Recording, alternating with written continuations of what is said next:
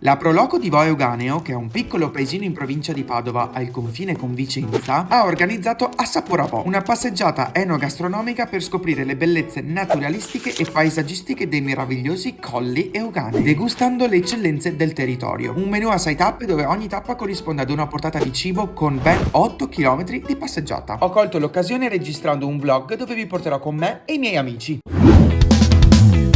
Ci hanno dato il sacchettino dove dentro c'è il nostro calizzino e tutte le informazioni del nostro pranzo itinerante. Ciao!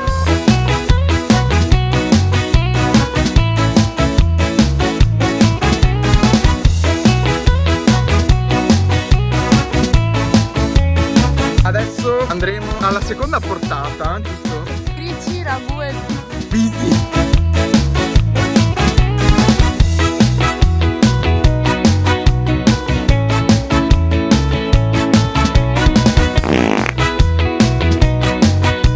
Abbiamo finito la nostra pasta al ragù, adesso partiremo per la terza tappa dove si mangerà il secondo, vero?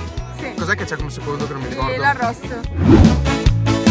Il problema è che oltre ad avere la pancia piena mi scappa anche la pipì. Però tra quanto è la terza tappa? Sono stanca. Vabbè, mi piscerò addosso. Comunque abbiamo fatto la salita che era tipo così. Infatti sono uno degli ultimi. Stanca. Ci addentriamo in un bosco.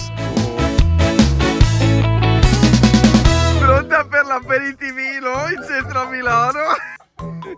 Bene, com'è che arriviamo a Terrazza però la Milano? A breve. Siamo arrivati alla terza sosta. Ragazzi, abbiamo perso il gruppo. Fortuna che ci sono le frecce.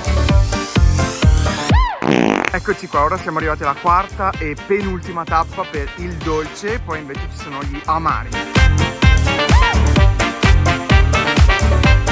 La Irene ha fatto il bis del dolce allo zafferano. Specialità. Amore! Che sono sfigata e basta. E adesso ultima tappa! Siamo arrivati!